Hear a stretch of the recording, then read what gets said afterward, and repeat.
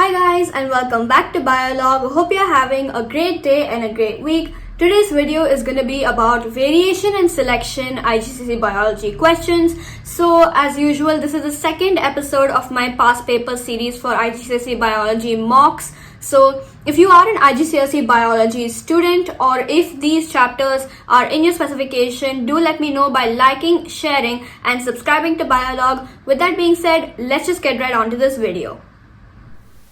So let's start off with the first question. In arthropods, growth occurs only after exoskeleton is shed and before the new one hardens. So it only occurs after the exoskeleton is shed and a new one hardens. Now which graph shows the typical growth curve for an arthropod? Obviously now remember that you need to have some sort of decline in the graph because the exoskeleton is shedding. When the exoskeleton sheds, there will be a decrease in the growth. So this is obviously not the answer because you can see a linear increase in this graph, which is not the case for this question.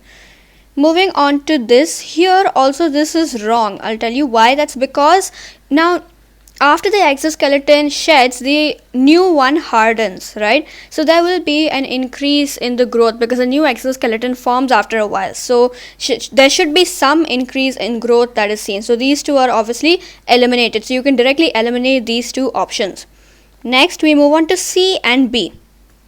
The problem with C will be that as you can see over here, it decreases but it increases over here. There is no constant stage where like a growth stage where there is neither a steep increase nor a steep decrease. It's in middle. There should be a stage where it is just starting to form and there should be a stage where it is just starting to shed or decay. So this is very steep. The graph here increase and decrease is very steep, and that's not usually the case because growth takes a lot of time. So the most the best option over here would be B because you're able to see a sort of plateau here, a constant plateau, then there is a steep increase, then here's the growth stage, then there's an increase, and here is again the growth stage. So there should be some sort of constant in between. Alright, there should not be a steep increase because that never happens in the case of growth. It takes time. It is a very slow process. That's why we chose the answer B. Now the next question. So if you guys want to pause the video, you can and formulate the answer. Alright, the graph shows the masses of two different types of tomato. This is type 1, type 2. What can be concluded from the graph? What can be concluded from the graph? Genes do not affect the mass of tomatoes. That cannot be concluded. Then type 1 tomatoes show continuous variation. Type 1 tomatoes show continuous variation. Let us see. Continuous variation. So what is continuous variation? It is where there are many intermediates, but it's also where there is a continual increase or a continual decrease. It reaches a peak and after that it decreases. So you're able to see and a peak right there. There are lots of intermediates. All right, here there's an intermediate here because ideally it is supposed to go like a steep linear decrease, but there is a intermediate here. Because there's an intermediate over here, we say that this is a form of continuous variation. Wherever there is no intermediate, alright, wherever there is no intermediate, that is the case of discontinuous variation. So this is possibly correct. Type 2 tomatoes are sometimes smaller than type 1 tomatoes. Let's see. No, obviously the mean over here, most of them are actually higher than the value of type 1 tomato. So this answer will not be the case. It will be wrong. Type 2 tomato shows discontinuous variation. Why? Over here, no, not really. Because again, there are intermediates, right? Discontinuous variation would actually just be one graph like this and another graph like this. Discontinuous variation is where there are no intermediates. So it's either that you have the quality, you have the characteristic, or you don't have the characteristic. Alright, so it is something that fully depends on genes. So either you have the gene that codes for the characteristic, or you don't have the gene that codes for the characteristic. So this is what is discontinuous variation. It is totally dependent on genes. That's why it's called genetic variation. It's a type of genetic variation, and it's a type of full genetic variation, like it's fully dependent on the gene and not dependent on any environmental factors. So the answer here would be B. Alright, now moving on to the next question. The figure shows a flower of Lilium polyphyllum, a lily that grows in the Himalayan mountains. This species is a cross-pollinated flower. It's cross-pollinated by insects. So I've already mentioned the different parts for you guys. The plant of the species that grow at low altitudes produce flowers 60 days before the plants of the same species that grow at high altitude. One environmental reason why lilies grow at lower altitude flowers earlier than the lilies at higher altitude. Right. One environmental reason why lilies that grow at lower altitudes flower earlier than the lilies at higher altitudes. Alright, this is because in the lower altitudes meaning what? It's nearer the ground, right? It's nearer to the ground.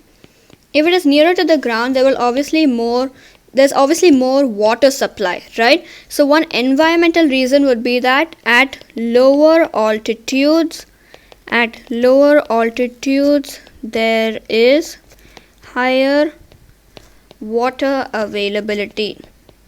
For what? For photosynthesis and metabolic activities, which you can mention over there.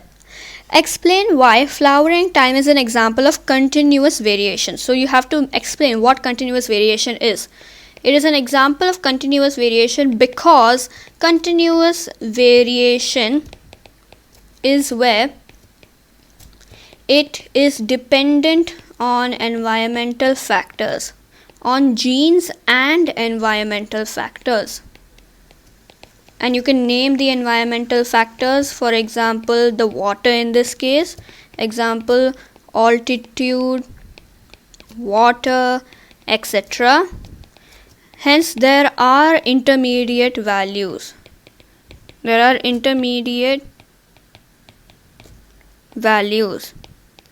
Alright, why flowering time is an example of continuous variation? So because it depends on altitude, water, etc. It also depends on other factors like pollinators. Alright, example the insects as mentioned above. So this will be an application mark because you're referring to the question. It is pollinated by insects. Alright, hence it is continuous variation. Alright, moving on to the next question. Figure 4.2 shows a cactus plant. Both plants live in very dry conditions. Alright, so this is the image. Spines, fleshy leaves, fleshy stem. Alright. So just how each of the following adaptations would enable the named plant to survive in very dry conditions. Ammophila. Alright, Ammophila is the first one. Rolled leaves with stomata on the inside of the leaf. Rolled leaves. So the first thing you should think about when you hear rolled leaves, it will be a decrease in the surface area. So decrease in surface area. Do not write SA. Alright, write surface area, but for convenience purposes I'm writing SA. Decrease in the surface area exposed to the surroundings. Decrease in the surface area exposed to the surroundings leads to lower transpiration rates.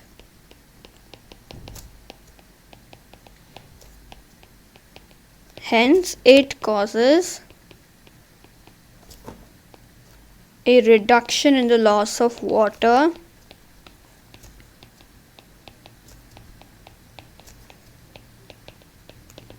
Water retained is more.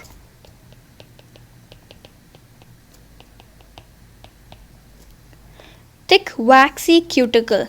thick and waxy are two very important terms here. Thick waxy cuticle outside of the leaf. Alright. Number 1, it reduces the rate of transpiration. Right, because it's a thick cuticle, it prevents the loss of water in the form of water vapor to the surroundings, so it reduces the rate of transpiration, hence it reduces the rate of water loss. And another very important point is that it reduces the amount of absorption of the sun's rays, so it actually reflects the sun's radiation.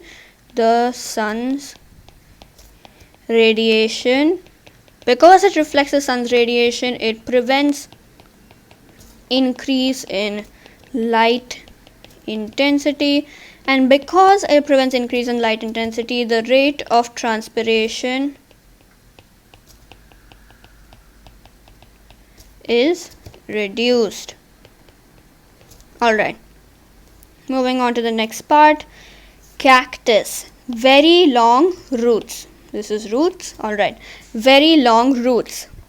The main idea over here will be maximum absorption of water. So it allows for maximum absorption of water and mineral ions. Remember to write and mineral ions because of the large surface area of root hair cells or root cells exposed to the soil particles. Alright, yeah, and so there is more absorption for the water and mineral salts, hence higher water uptake.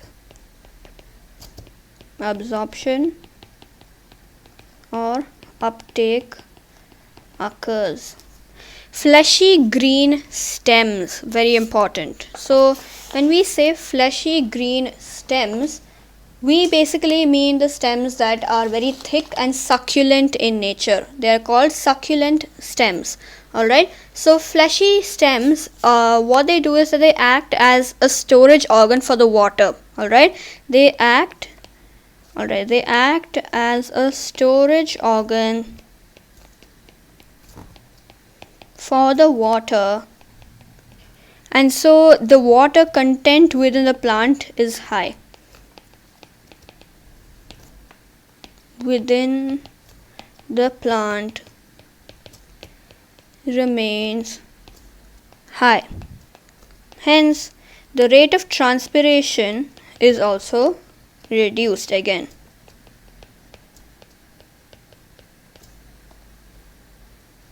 Alright, moving on to the next question. Suggest why having only a very few number of leaves, very small leaves, could be a disadvantage to the plant. So let us write it in point form.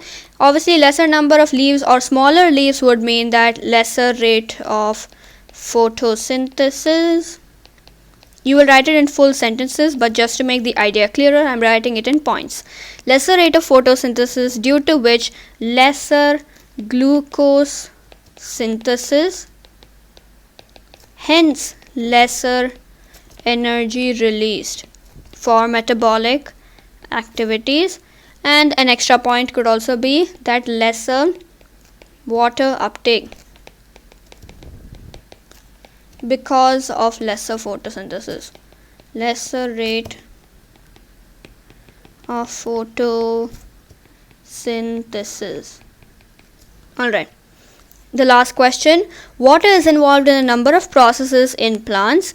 Complete the table by naming the process described. State one variable that, if increased, would speed up the process. Alright, would speed up the process. Absorption of water from the soil. Name of the process is obviously osmosis. And what are the conditions? Variable that, if increased, would speed up the process. The water potential of the soil.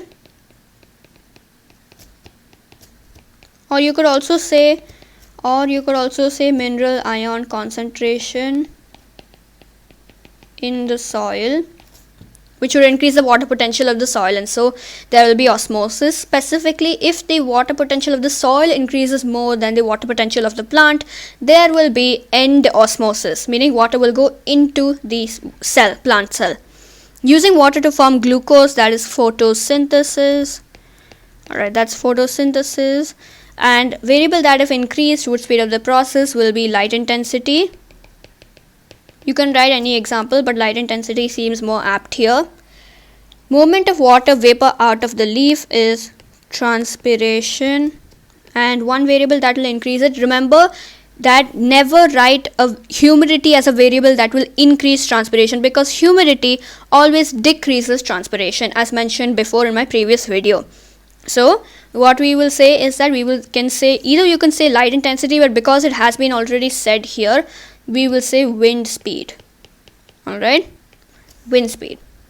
So that's all for this video. I hope you guys liked it. If you did, do like, share and subscribe to Biologue. With that being said, thank you so much for watching guys, and I'll see you guys in my next video. Have a great day.